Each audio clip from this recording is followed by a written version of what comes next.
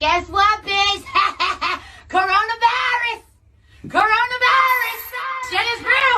Shit is getting real! Shit is real! Coronavirus! Shit is real! Shit is getting real! Shit is real! Coronavirus! Shit is real! Shit is getting real! Shit is real! Coronavirus! Shit is real! Shit is getting real! Shit is real! Coronavirus! Shit is real! Coronavirus! Shit is real! Coronavirus! Shit is real! Shit is getting real! Shit is real! Government! Coronavirus! Shit is real! Coronavirus! Shit is real! Coronavirus! Hold up.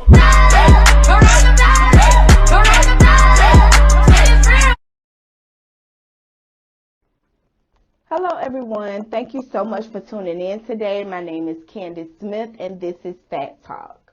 So I wanted to come on and just do something special in regards to the coronavirus, because I don't know about you, but my life and my plans as far as my personal life and my business life has been greatly impacted by the coronavirus. And I don't know if that's you as well. I know that many of us thought that this would be like other times where we've experienced things like this and our lives just seem to go on without anything, stopping. We would hear about certain things, but definitely life has been impacted in such a way that it has never been before in my 37 years of living on this earth. And so I just wanted to come on here and talk about it. And first, I want to talk about why this virus is different from other times, because I've seen a lot of people online kind of say, oh, we've had flu before, we've done this before. They're just hyping it up. And that's not true. Unfortunately, there are two major things, in my opinion, that makes the coronavirus different from other viruses that we've experienced here in America.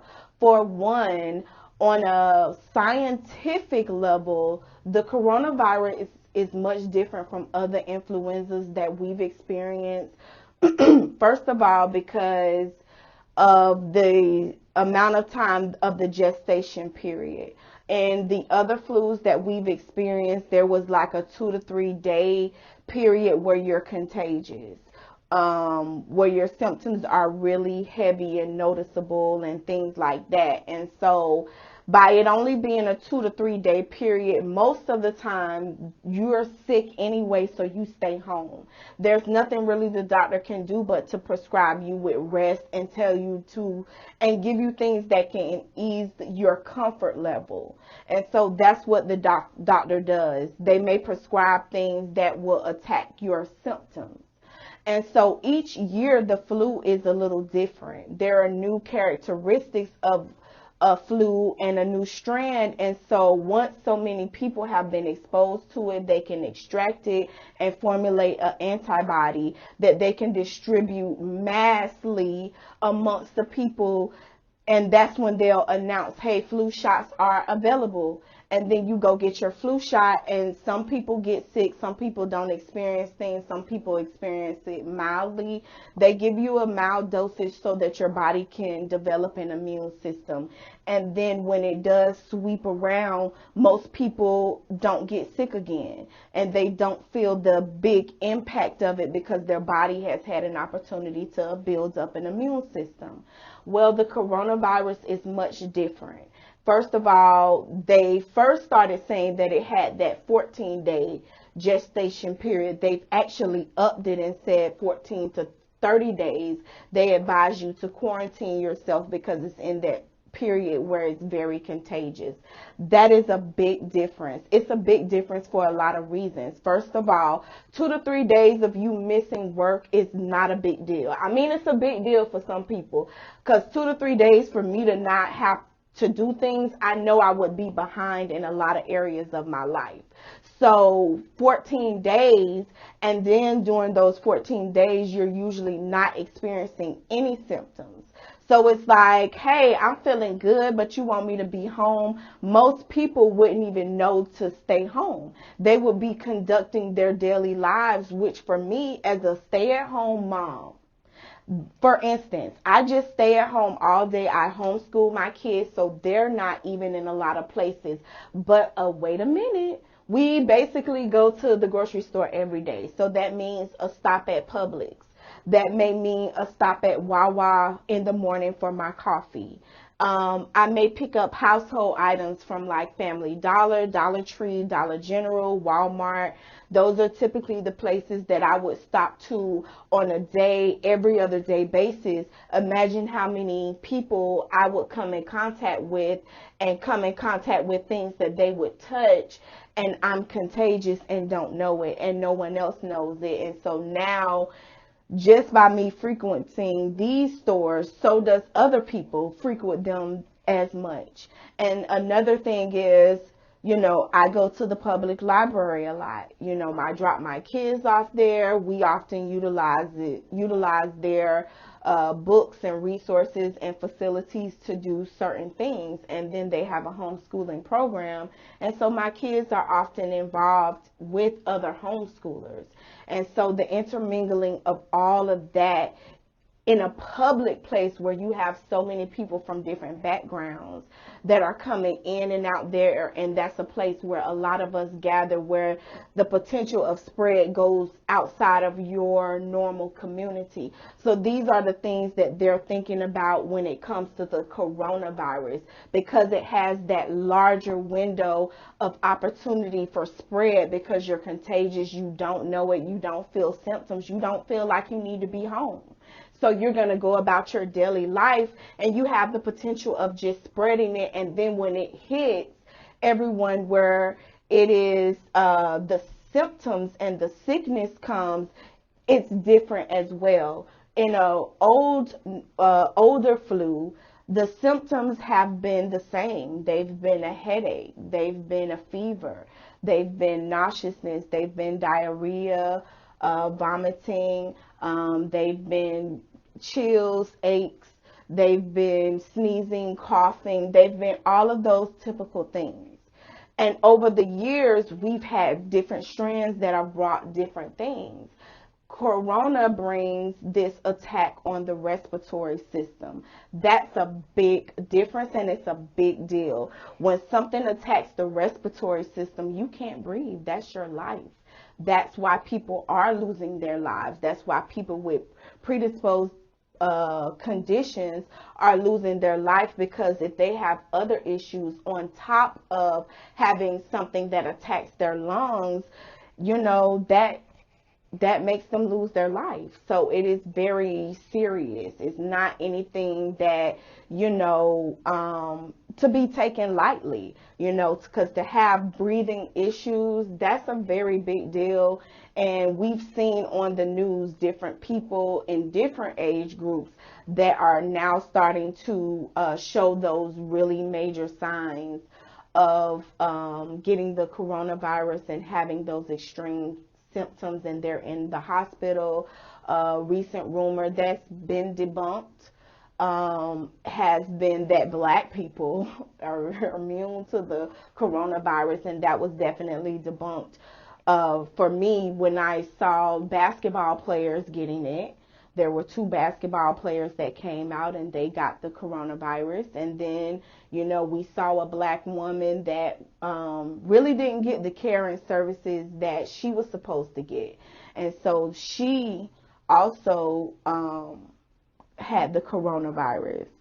And so that happened. And then there was an Ohio man, probably in his 40s or 50s, that as well had the coronavirus, and he's currently in the hospital, and he's trending because he ended up putting out a video saying, hey, I have the coronavirus, this is what you can expect. And his breathing was very labored, and he coughed through it, and he basically said, I'm recovering. And to me, it's like, what you recovering from? Death? because the way he was breathing, and I was starting to squeeze and hold my chest like, oh my God, I wanted to give him some air. I just wanted to say, stop talking and just breathe. Just focus on breathing, sir. Just please. It's like, please, we get it. You recovering, you in there with the corona, but honestly, it was not as comforting as, I don't know if maybe people thought that was going to be. In my opinion, it was making me have signs of like a little anxiety, because to have something to happen to my breathing, I don't know, to me that's very scary. And I deal with feelings of like claustrophobia. I don't like that. So that automatically just put me on a little edge, and I had to just pray about it. Like, seriously, I just had to take an opportunity to pray and acknowledge God in that, because that's what I've learned to do, or it will overtake me. And so I just stopped and prayed about that thing, and hey, I went on. But in all honesty, that was a little scary for me. So that's one of the reasons, in my opinion, as to why the coronavirus is much serious and different than other viruses that we saw. Another reason why I feel like this particular time the coronavirus is much different and more serious is because of the leadership that we are under. Under the leadership of President Donald J. Trump, we've been very slow in our response as to how we've handled this situation.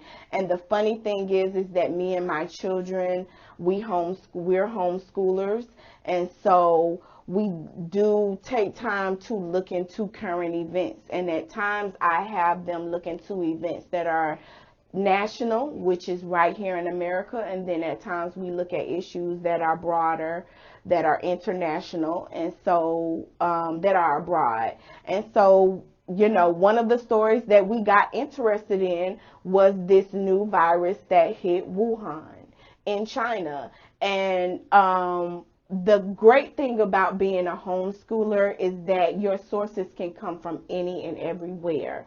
We're not restricted to what a specific state or teacher says this is what you should be learning about in just this topic. We have the opportunity to explore different things and make our own judgments on whether or not this information is valid. Is it worth applying to what decision or whatever thought we're going to come out with on this subject? And so we get to do a lot of critical thinking, and I really like that. And I've enjoyed this whole process of watching the virus, because that's literally what we've done back in 2019 in December. We kind of sort of slowed things down. That's normally our summer is around November and December, and then we do testing and renewal in January. However, we can't stop doing it because we've done it for so long. A lot of things have become a part of what we do, and one of those things is watching current events. And I give them the opportunity to say, hey, Mama, I want to talk about this particular thing. I want to talk about this. So now they've just gotten in the habit of looking into things or noticing things, and they'll come and say, Mama, we got to look into such and such and such. So this was something that I brought to the table, and I said, why don't we look into this? Because it's very interesting. And so we got a good understanding of what the virus is, how a virus worked. We looked into the past viruses, things that have happened to us. Some of the major things happened, of course, earlier on in the early 1900s, where viruses just devastated us. But what happens is that we learn from our mistakes. And so America has definitely learned from those times that viruses have come in and swept us and caught us off guard. And so they put policies and procedures in place so that when things are beginning to happen, there is movement on our behalf instead of things being stagnant. and it just coming in and devastating us, and we're being reactionary instead of proactive. And so over the past few years, we've had viruses come in, and like I said, those viruses that have come in has not directly impacted all of our lives. There are times where we have state of emergencies. I'm here in Florida. We have hurricanes. And so what happens in a smaller county, sometimes there are just a certain amount of counties that are affected by that hurricane, but they can have a ripple effect on the entire state. And so that happens sometimes, or it can just be a ripple effect on the surrounding counties.